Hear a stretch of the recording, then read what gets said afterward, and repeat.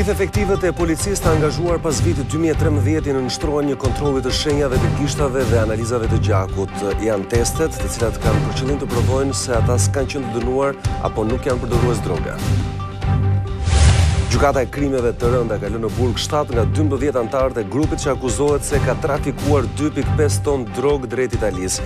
Në përbërje të tij janë edhe efektiv të policisë dhe doganjerë. Mesazhe të ndryshme janë dhënë nga politika në ditën e rinisë. Kryeministri Edi Rama kërkoi bashkim në prag të çeljes së negociatave, ndërsa Berisha dhe Basha bën thirrje për rrëzimin e qeverisë. Banka Botërore konstaton se bara e taksave që një kompani duhet të paguajë në Shqipëri është rritur duke prekur nivelin e 37.3%. Sipas saj, rritja ka psuar dhe numri i taksave që ka shkuar në 35. Vendimi i presidentit Trump për të njohur Jeruzalemin si kryeqytet të Izraelit vazhdon të shkaktojë trazira në lindjen e mesme. Një palestinez mbeti i vrarë dhe 10 të tjerë u plagosën nga përplasjet e dhunshme me forcat izraelite.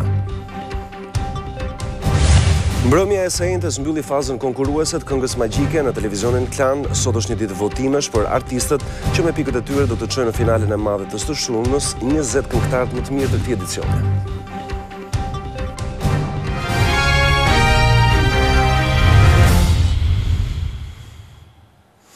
Përshëndetje, mirëmbrëma, mirë se vini në edicionin informativ të orës 19:30 këtu në televizionin Klan. Do të jemi së bashku për të njohur me zhvillimet kryesore deri në këtë moment. Efektivet e policisë të cilët kanë ardhur në këtë strukturë pas vitit 2013 do të nënshtrohen analizave të shenjave të gishtave dhe kontrollet që duhet kryer pikërisht për këtë si provë se nuk kanë qenë të përfshirë në aktivitetet palishme në Shqipëri apo jashtë vendit. Pjesë e kontrollit do të jenë edhe analizat e gjakut për të provuar nëse janë apo jo përdorues të lëndëve narkotike.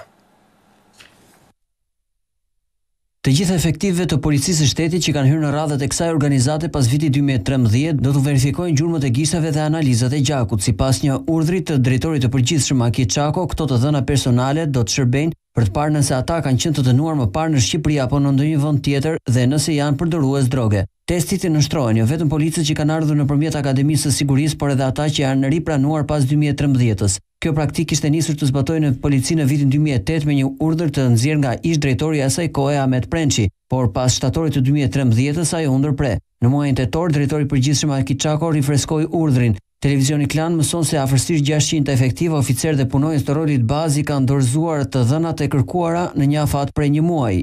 Informacionet pritet të krahasohen me skedat e ruajtura në bazat e të dhënave të policisë në vendet e Bashkimit Evropian dhe vende të tjera. Ky është një tjetër hap që ndërmerret për të pastruar radhët e policisë nga persona me precedent. Ministri i Brendshëm Xhafaj ka paralajmëruar se të gjithë drejtuesit dhe efektivët e policisë shumë shpejt do t'i nënshtrohen edhe procesit të vettingut, ndërsa sipas kryeministrit Rama, policët do të duhet të kalojnë edhe testin e poligrafit. Gjykata e krimeve të rënda ka lënë në burg 7 nga 12 anëtarët e grupit që akuzohet se ka trafikuar një sasi prej 2.5 tonësh drogë drejt Italisë. Në përbërje të rrjetit janë edhe efektiv të policisë dhe doganjerë. Gjykata e krimeve të rënda ka lënë në burg 7 të arrestuarit për trafikun e 2.5 ton kanabis nga porti i Durrësit në janar të këtij viti. Para togave të zeza kanë dalë në komisari Fatmir Lelaj, 2 punonjësit e policisë së portit të Durrësit Gëzim Dervishi dhe Agron Kaplanaj, 2 doganierët Altin Katundi dhe Mikail Ila, si dhe 2 pjesëtarët e tjerë të grupit, Skënder Siceqa dhe Arbi Mustafa. Sipas hetimeve, këta persona në bashkëpunim me njëri tjetrin kanë trafikuar drejt Italisë kamionin me lëndë narkotike nga porti kryesor i vendit. Gjykata i ka cilësuar të lishme ndalime duke caktuar si mas sigurie për ta arrestin me burg. Numri në total i personave të arrestuar si pjesë e grupit është 12. Në kohë të ndryshme gjatë këtij viti janë arrestuar Demo Progronati, Euron Hoti, Malton Leshi, Dhimo Koraj dhe Aurel Lazaj. Prokuroria ka argumentuar se prej vitit 2014 grupi ka qenë aktiv dhe ka dërguar drejt Italisë disa ngarkesa me kanabis. Në kohën kur punonjësi i policisë Festim Lelaj punonte në portin e Vlorës, ka lejuar trafikun e 350 kg kanabis, po me kamion. Mjeti drejtohej nga të arrestuarit Skënder Siceqa dhe Aurel Lazaj. Në trafikun nga porti i Durrësit droga u kalua në një kamion që transportonte paleta druri me destinacion përfundimtar Gjermaninë. Një person është plagosur me armë zjarri gjatë mbrëmjes së shkuar në Vlorë. Ngjarja ka ndodhur në një lokal në zonën e ujit të ftohtë kur pronari Duro Çaushaj është konfliktuar me klientin Elmas Velaj.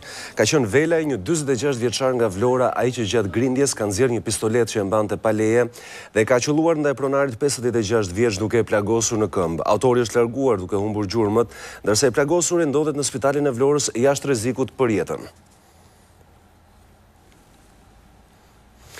Për kryeministrin Edi Rama, pyetja e madhe që shtrohet në këtë 8 dhjetor është a do të bashkuar politika shqiptare kur vendi është afër çeljes së negociatave. Pas mbledhjes së qeverisë e cila është zhvilluar në Shkodër, ku janë marrë edhe disa vendime, kryeministri është takuar me studentët e Universitetit Luiq Gurakuqi.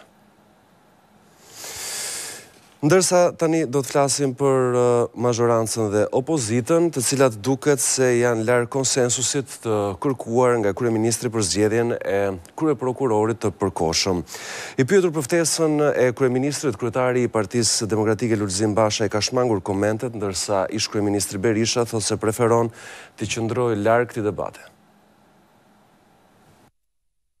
Arritja një konsensusi mes majorancës dhe opozitës për zgjedhjen e një kryeprokurori të përkohshëm duket e largët. Ftesën e përsëritur të kryeministrit Rama për të bashkëpunuar me opozitën, Lulzim Basha duket se nuk ka gjasa ta pranojë. I pyetur pas një aktiviteti në 27 vjetorin e ditës së rinisë, ai dha këtë përgjigje. Keqja është destinuar të dështoj, e mira do fitoj. Interesit e gazetarëve nuk i shpëtoi as ish kryeministri Berisha, por ky i fundit ka preferuar të qëndrojë larg këtij debati, duke mos komentuar idenë e një takimi të ngjashëm si ai 18 majit mes pasuesit të tij në parti dhe kryeministrit Rama. Unë këtu kam takim vetëm me ata të cilët dolën në vitin 1990 në një betejë epike me diktaturën më tegër dhe liderin e tyre Azem Hajdari.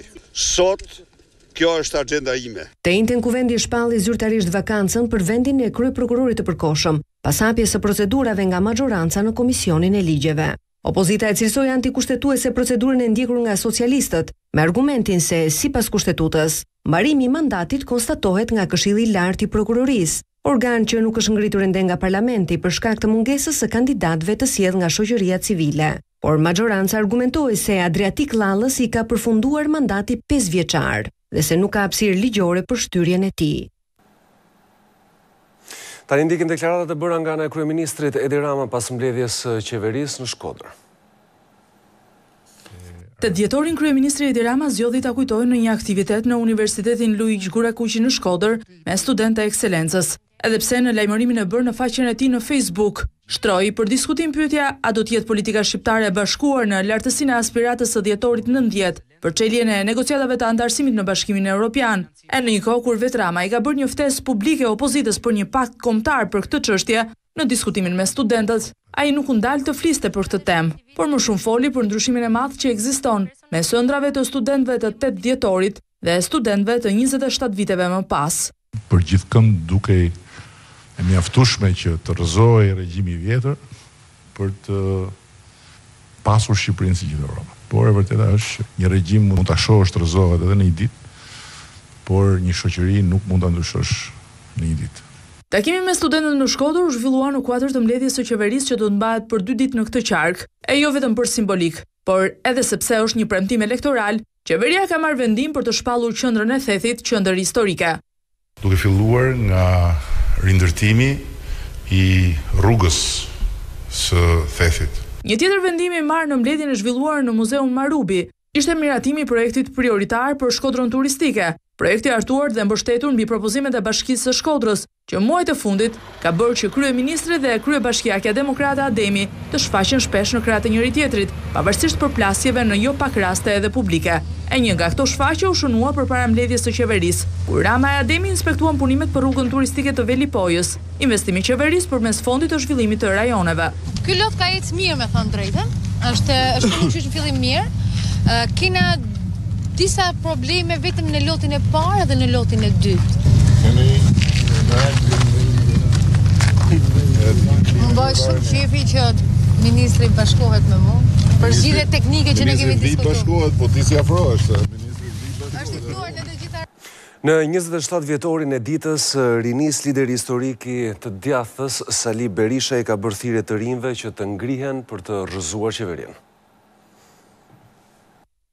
27 vjet pas lëvizjes studentore të 8 dhjetorit, lideri I demokratëve Sali Berisha, një ndër protagonistët e atyre ngjarjeve, I është drejtuar me një mesazh të rinjve shqiptar, të cilët I ftoi të ngrihen kundër narkoshtetit që sipas tij është kthyer në kërcënim për vendin. Kjo datë ka një mesazh të madh, guximi. Fitojnë ata që guxojnë. Zgjidhja është vetëm guximi juaj. Ju keni 1001 arsye të ngri fuqishëm. Ju jeni 10 herë më shumë se kjo sallë, po vetëm kjo sallë do mjaftonte për ta hedhur në lëndë të qeverinë. Për kreun e demokratëve 27 vjet nga rënia e sistemit komunist, lirit politike të shqiptarëve janë sërish të kufizuara. Ashtu si në 8 dhjetor të 1990-s, Basha tha se misioni për të ndryshuar vendin I takon rinis. Syt e shqiptarëve janë nga ju, mos zgjidhni largimin, zgjidhni përpjekjen, përballjen, guxoni, ngriuni, luftoni, ta ndryshojmë Shqipërinë. Në përkujtim të 8 dhjetorit ditës së rinis, drejtuesit më të lartë të Partisë Demokratike zhvilluan homazhe pranë shtatores Azem Hajdarit në qytetin Studenti. Me rastin e 8 dhjetorit, Bashkia e Tiranës ka organizuar një diskutim të lirë mes të lindurve në dhjetor të vitit 1990 dhe ish studentëve të lëvizjes dhjetorit. Ish studentët e lëvizjes së dhjetorit të viteve 90 janë përballur në një diskutim me brezin e lindur në po të njëjtën kohë. Takimi organizuar nga Bashkia e Tiranës me rastin e ditës së rinis solli në vëmendje guximin e studentëve të asaj kohe, që u përballën me një nga regjimet më të egra të Europës. Për mua në fakt prezantimi I parë me Shqipërinë ishte qytet studenti, ku ishte I gjithë mozaiku I Shqipërisë. Dhe ndoshta ishte kampioni më I mirë që përfaqësonte çfarë mendonte gjithë Shqipëria, pavarësisht se atëherë nuk lejoi media lirë. Për kryebashkiakun guximi I dhjetoristëve duhet të shërbejë të rinjve sot për të qenë më aktiv në shoqëri. Jam I sigurt, në këtë kohë jo të gjithë ishin dhjetoristë.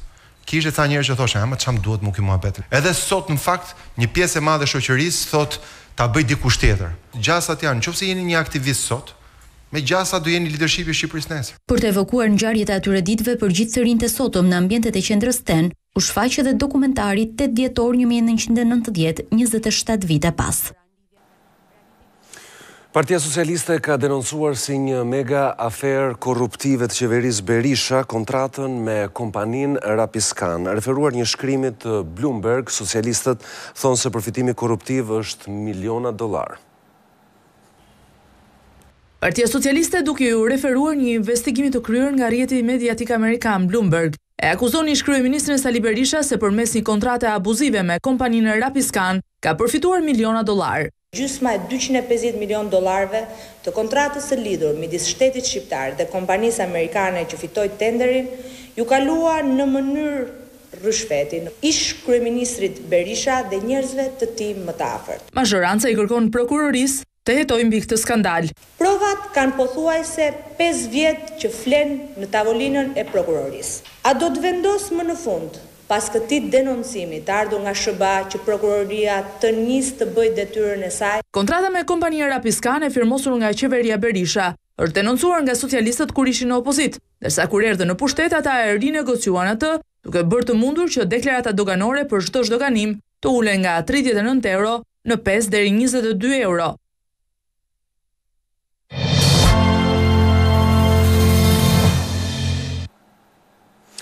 Bara e taksave që një kompani duhet të paguajë në Shqipëri ka arritur në 37.3%. Raporti I Bankës Botërore thotë se një biznes shpenzon 261 orë në vit për të plotësuar detyrimet tatimore, ndërsa numri I taksave ka shkuar në 35.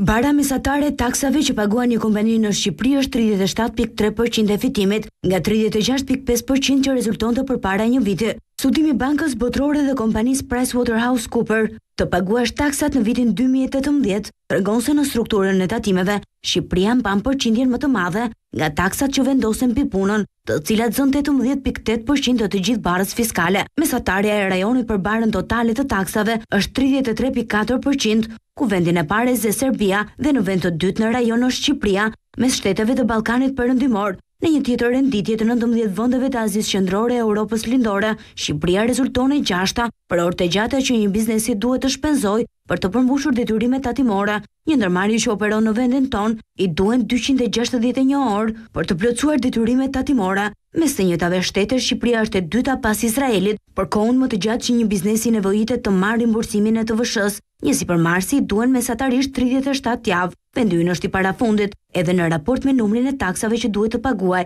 35 taksa, duke lënë pas vetëm Kirgizistanin. Qeveria ka vendosur që të shpërblej punojësit e forcave të armatosura si një moment falënderimi për kontributin që ata dhanë gjatë situatës përmbytjeve. Forcat e armatosura në 105 vjetorin e krijimit të kësaj strukture kanë marrë lajmin e mirë se qeveria do të rishikojë pagat e tyre. Por ky hap kryeministri premton se do të ndërmerret vitin e ardhshëm, e që në buxhetet e tyre familjare do të ndjehet vetëm në 2019-ën. Ne jemi shumë të vendosur të rrisim buxhetin e ushtrisë. E para rritje prioritare për vitin 2019 do të jetë rritja e konsiderueshme e të gjitha pagave të ushtarakëve. Kryeministri ka përsëritur falënderimin për të gjithë punojësit e forcave të armatosura që u angazhuan në operacionet e shpëtimit në zonat e përmbytura javën e shkuar. Mirënjohja nuk do të jetë thjesht shpirtërore, pasi qeveria do ta përkthejë atë në një shpërblim financiar për fundin e vitit. Qeveria do të vendos në radhë parë një shpërblim si shprehje mirënjohje për të gjithë ata që u përfshin në operacionin fantastik me cilin shteti përballoi një emergjencë të rrezikshme. Në ceremoninë organizuar në Ministrinë e Mbrojtjes, u shpërndan dhe medalje nderi për disa nga ushtarakët që u angazhuan në operacionet e shpëtimit. Kërkesat për azil nga ana e shqiptarëve janë në nivele të larta edhe sa i takon vitit 2017 sipas zyrës europiane të statistikave Eurostatit, janë 27.500 shqiptarë që kanë kërkuar azil në euro për këtë vit. Rreth 27.500 shqiptarë kërkuan azil në vendet e Bashkimit Evropian gjatë 2017-s, një shifër që tregon një fluks të lartë të shqiptarëve që vijojnë të braktisin vendin në kërkim të një jete më të mirë në shtetet europiane. Referuar statistikave, Gjermania vijon të jetë një prej vendeve më të preferuara nga shqiptarët për të kërkuar azil, e ndjekur nga Franca dhe Holanda. Krahasuar me vitin 2016, numri i shqiptarëve që kërkuan azil në vendet e Bashkimit Evropian pati një rënje tepër të lehtë me rreth 5%. Por shifrat gjithsesi vijojnë të jenë të larta me gjithë përpjekjet e qeverisë shqiptare për të ulur fluksin. Fluksi vijon pavarësisht se Brukseli e ka bërë të qartë se shqiptarët nuk kanë të drejtë të kërkojnë azil në shtetet e Unionit. Shqipëria është prej 2015-s ndër vendet e sigurta të origjinës ku bën pjesë i gjithë Ballkani perëndimor. Kërkesat për azil nga këto vende demokratike dhe të qëndrueshme politikisht refuzohen në mbi 99% të rasteve, ndërsa arsyet pse shqiptarët largohen nga vendi janë përgjithsisht ekonomike. tvklan.al, webi më i klikuar ndër të gjithë televizionet shqiptare, me mbi 20 milion klikime çdo muaj, në çdo moment. Mësoni gjithçka me tvklan.al, vetëm me një klikim në aparatin tuaj celular smartphone, në aplikacionin TV Klan, lajmi i ditës në kohë reale, ju vjen me anë të një njoftimi automatik. tvklan.al, i pari dhe portali televiziv më i klikuar në Shqipëri. Klan, televizioni shqiptar më i ndjekur. Në kryeqytet është mbajtur për herë të parë panairi kombëtar i sporteve të aventurës. Kryeministri Edi Rama ka theksuar se është i gatshëm për të bashkëpunuar që ky sport të kthehet në një potencial të madh edhe për turizmin. Shqipëria do të fokusohet në zhvillimin dhe promovimin e turizmit të aventurës si një mundësi që sjell punësim dhe zhvillim ekonomik. Kjo u bë ditur gjatë panairit të parë kombëtar të sporteve të aventurës, të mbajtur në ditën e rinis, ku i pranishëm ishte edhe kreu i qeverisë Edi Rama. 4 në 10 turistë në botë sot zgjedhin turizmin aventurës. Shqipëria është i 5-ti vend në Europë për potencialet që ka për të zhvilluar turizmin aventurës. Ne jemi këtu për ta bërë të mundur dhe jam i bindur se edhe fal turizmit aventurës, ditët më të mira i kemi përpara. Gjatë fjalës së tij, kreu i qeverisë ju drejtua disa herë disa të rinjve që fërshëllenin që në nisje të aktivitetit. Ju 10 bilbila që jeni këtu, që fishkëlleni nga kënaqësia, dilin pyll, hypni për pemë edhe fishkëlleni. Bazuar në raportin e Bankës Botërore, 2017 ka regjistruar 30.000 turistë të aventurës në Shqipëri, ndërsa pritet që në 2018 ky numër të dyfishohet. Vetëm nga kjo fushë në 2019 mendohet se do të mund gjenerohen 110 milion euro. Shqipëria ka 80 kamione për rafting, 80 shtigje për të ecur në këmbë dhe 74 ture për bicikletat, ndërsa në 2018 do të ngrihen edhe ekipe profesionale të shpëtimit nga toka, uji dhe ajri. Dhoma e tregtisë dhe e industrisë i ka akorduar kryetarit Bashkisë së Tiranës Erion Velia çmimin special administratori më i mirë i vitit 2017. Vlerësim ky që vjen si një mirënjohje që komuniteti i biznesit ka ndaj kryetarit Bashkisë së Tiranës pasi administrimi i mirë i qytetit sjell edhe një klimë më të mirë për të bërë biznes në Tiranë. Kryetari i Bashkisë u shpreh se ndihet i vlerësuar dhe i motivuar për të shërbyer qytetit. Nëse ekonomia rritet, kjo bën që i gjithë kontributi i biznesit të jetë pozitiv, tha Velia. Ky nuk është çmimi i parë që kryetari i Bashkisë Tiranës merr jo vetëm brenda vendit, por edhe jashtë. Pak javë më parë ai u nderua edhe me çmimin për iniciativat inovative që kanë ndërmarrë në krye të Bashkisë Tiranës.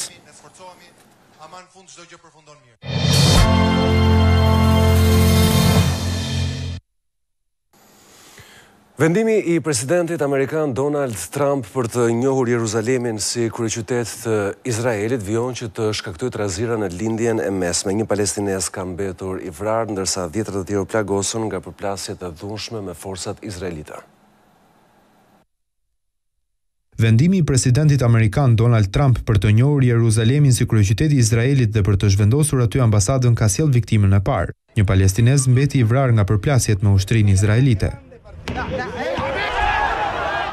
Bilanci të plagosurve ka shkuar në të paktën 270, si pasojë e përleshjeve në Jeruzalemin lindor të populluar nga muslimanët, por edhe në qytete të tjera të bregut perëndimor.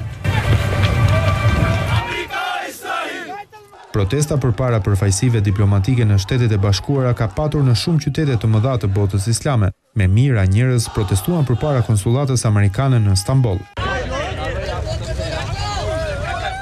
Ndërkohë në Këshillin e Sigurisë në Organizatën e Kombeve të Bashkuara, Franca, Britania e Madhe, Italia e Suedia firmosën një deklaratë të përbashkët kundër vendimit të presidentit Trump. Nga ana tjetër, presidenti amerikan ka shfrytzuar sërish rrjetet sociale për të publikuar një video të 3 paraardhësve të tij, Bill Clinton, George W. Bush dhe Barack Obama, një video ku të tre e konsiderojnë Jeruzalemin kryeqytet të Izraelit. Trump shpreh se në ndryshim nga 3 ish presidentët, ai po mban një premtim të dhënë në fushat.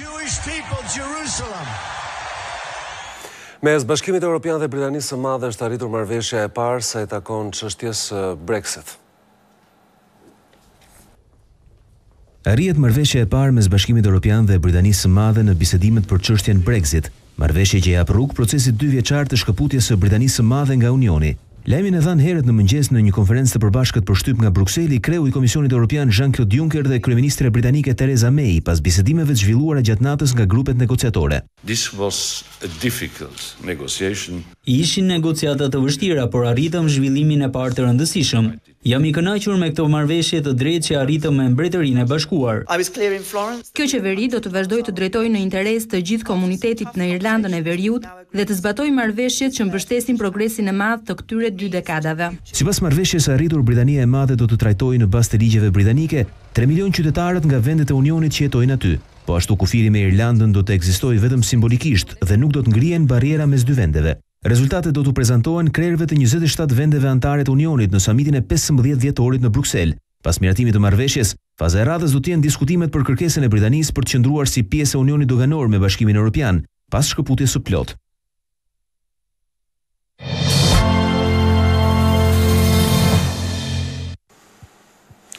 Mbrëmja e së Entes ka mbyllur fazën konkurruese në festivalin Kënga Magjike në një transmetim të drejtë për drejtë në televizionin Klan. Sot është një ditë votimesh për të zbuluar se cilët do të jenë 20 artistët që do të ngjiten nesër në skenë në natën finale.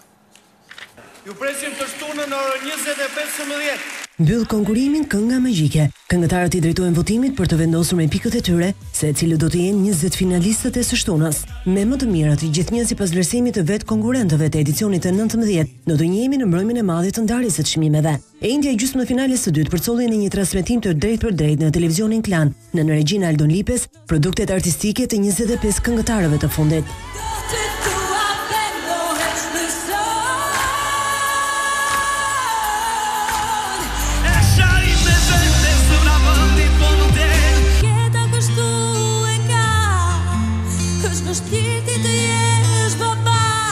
E drejta për të kaluar në sistemin e pikëve dhe që ju jep të rinjve edhe një mundësi për të qenë pjesë e spektaklit të madh, si asnjëherë më parë, ju dha të 8 konkurrentëve të kategorisë artistët e rinj.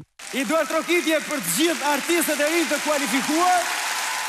Dëshmitar të debatit mbi tekstet e këngëve e që zhvillohet prej vitesh, Besart Kallaku dhe Erioni Saj i dhan shpjegimin e tyre. Këngë të re super banale. Kush është? Thoba jeme papi, është thop me teka. Do këngë banale ti? Ja. Ja në prehër të marr, e të ta heqja të mërzi. Kjo është banale. Ku ka banaliteti kjo? Po e ulim prehër me çfarë doja heq mërzin mërdjat. Kujtja kanë besuar trofeun e kënga më e mirë për 2017-ën artistët e këtij viti. Të shtunën në finalen e madhe do të zbulohet. Kënga magjike nis transmetimin orën 20:15 në një natë gjatë çmimesh. Situata shumori dhe element special të kuruara nga Ardigji Brea dhe ekipi i festivalit më të mirë të momentit në gjininë e muzikës së lehtë dhe moderne.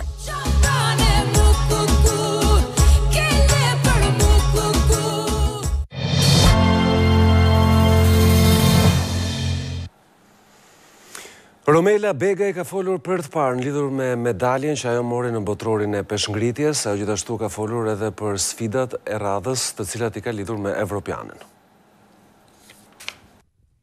Romela Bega është ende emocionuar për medaljet e marra në botrorin e peshngritjes disa ditë më parë. 31 vjeçaria fitoi të artën në shkëputje dhe argjendin në 2 garësh, që është edhe suksesi më i madh shqiptar në këtë sport. Një dëmtim i mohoi një arritje më të madhe.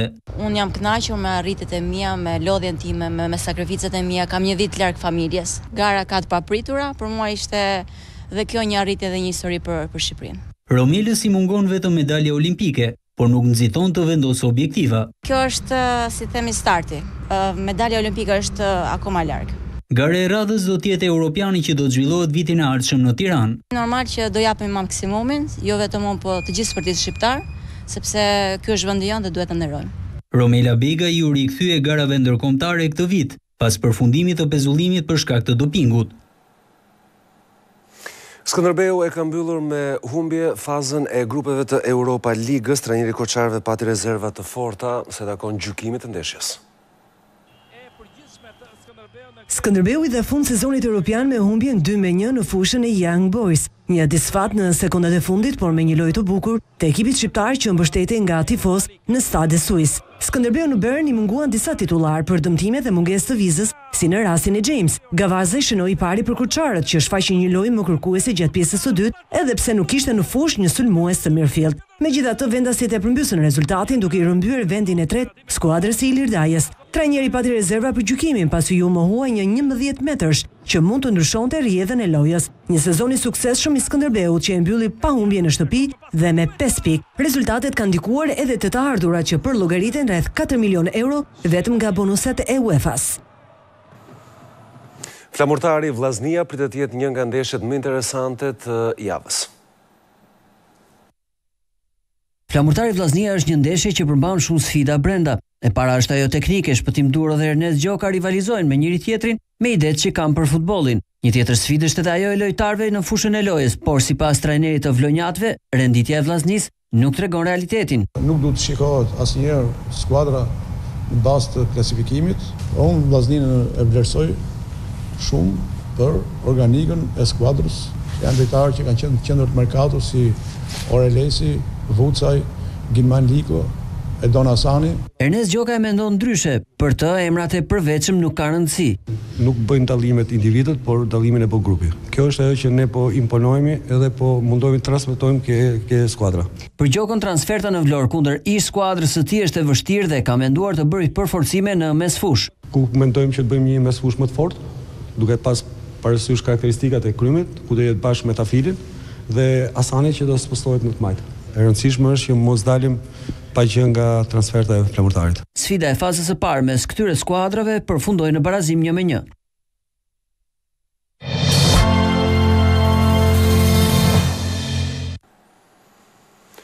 Kompania Megatech ka inauguruar një tjetër investim të madh. Bëhet fjalë për njësi për materialet e ndërtimit ku do të ekspozohen produktet e 185 kompanive. Pas 7 vitesh në tregun shqiptar, Megatech inauguroi mbrëmjen e së njëjtës investimin e saj të dytë më madhor, por këtë herë për produktet e ndërtimit. Mbi 185 fabrika prodhuese më të njohura për materialet e ndërtimit nga Shqipëria dhe Europa tashmë do të jenë në një çati të vetme, duke lehtësuar punën e klientëve vendas dhe të huaj. Një punë intensive për të bërë së bashku 185 prodhues që të qëndrojnë në një çati. Në Megatek të gjithë këto prodhues janë brenda, duke dhënë mundësi konsumatorit që të marrë produktin më ideal për projektin e tij. Për herë të parë për gjithë ato kompani apo profesionistë që ka nevojë për një pajisje profesionale, Megatek ka hapur zonën e dhënies së makinave me qira vetëm me një kartë identiteti dhe duke u bazuar në çmimet më konkurruese në treg. Produkte me garanci kualitative dhe çmime fabrike në Megatek. Fabrikat do t'japin garanci për çdo produkt që do marrin. Synimi i drejtuesve të kompanisë mbetet investimi më madhor që pritet të përfundojë brenda 2019-s në një vlerë që arrin deri në 40 milion euro. Brenda 2 viteve do të jetë një investim goxha i madh, rreth 40 milion euro, ku nga 185 fabrika do të jenë mbi 400 fabrika që do të marrin pjesë në projektin përfundimtar. Ishte gjithçka për këtë edicion informativ. Faleminderit që qëndruat me ne. Bashkë mirupafshim.